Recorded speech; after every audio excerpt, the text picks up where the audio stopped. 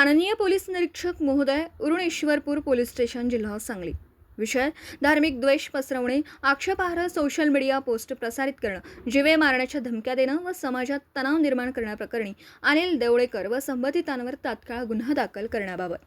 महोदय, अनिल देवळेकर हा गेल्या अनेक दिवसांपासून मुस्लिम समाजाविषयी सातत्याने आक्षेपार्ह, चिथावणीखोर व द्वेषपूर्ण विधाने करत असून दोन समाजांमध्ये तेढ निर्माण करण्याचं काम करत आला आहे। सदर प्रकारांबाबत कोकरूड पोलीस स्टेशन येथे त्याच्या विरोधात गुन्हा दाखल करण्यात आलेला आहे। त्याचेच चीड व आकस मनात ठेवून अनिल देवळेकर यांनी सोशल मीडियावर प्रसारित केलेल्या पोस्ट व व्हिडिओमध्ये महाराष्ट्र संघर्ष समितीचे प्रदेशाध्यक्ष शाकीर तांबोळी व प्रदेश उपाध्यक्ष दिग्विजय पाटील यांना जाणीवपूर्वक टार्गेट करून बदनामीकारक, धार्मिक द्वेष निर्माण करणारा व समाजात तणाव निर्माण करणारा मजकूर प्रसारित केला आहे। संबंधित पोस्टमध्ये जिहादी, पिलावळ यांसारख्या शब्द वापरून मुस्लिम समाजाची भावना दुखावण्याचा तसेच दोन समाजांमध्ये संघर्ष निर्माण करण्याचा स्पष्ट प्रयत्न करण्यात आलेला दिसून येतो। याचबरोबर अनिल देवळेकर यांनी दिग्विजय पाटील यांना हातपाय तोडण्याची उघड धमकी दिलेली असून सदर प्रकार गंभीर स्वरूपाचा आहे। त्यांच्या सोशल मीडिया पोस्टमुळे या भडकाऊ वक्तव्यांमुळे भविष्यात त्यांच्या कार्यकर्त्यांकडून शाकीर तांबोळी व दिग्विजय पाटील यांच्या जीवितास धोका निर्माण होण्याची दाट शक्यता आहे। सदर कृत्य हे भारतीय न्याय संहिता अंतर्गत धार्मिक तेढ निर्माण करणं, समाजात द्वेष पसरवणं, धमकी देणं, बदनामी करणं, शांतता भंग करण्याचा प्रयत्न करणं तसेच माहिती तंत्रज्ञान कायद्यान्वये गुन्हा ठरणार आहे। तरी सदर प्रकरणाची गांभीर्याने दखल घेऊन अनिल देवळेकर व संबंधित व्यक्तींवर तात्काळ गुन्हा दाखल करून कठोर कायदेशीर कारवाई करण्यात यावी व भविष्यात कोणताही अनुचित प्रकार घडू नये यासाठी आवश्यक प्रतिबंधात्मक उपाययोजना करण्यात याव्यात ही नम्र विनंती। आम्ही महाराष्ट्र संघर्ष समितीच्या वतीने आज आम्ही तुषार जोशी साहेबांना निवेदन दिलेले आहे। त्याचबरोबर त्यांनी दिग्विजय पाटीलला जी काही सोशल मीडियावर ओपन धमकी दिली आहे, हा व्यक्ती जर भेट नसेल, पोलीस प्रशासनाला भेट नाही आहे, नक्की याच्या मागे कुणाचा हात आहे, असं जर करत राहिलं तर मुस्लिम आणि हिंदू समाजात फार मोठे युद्ध चालू होईल इथंच।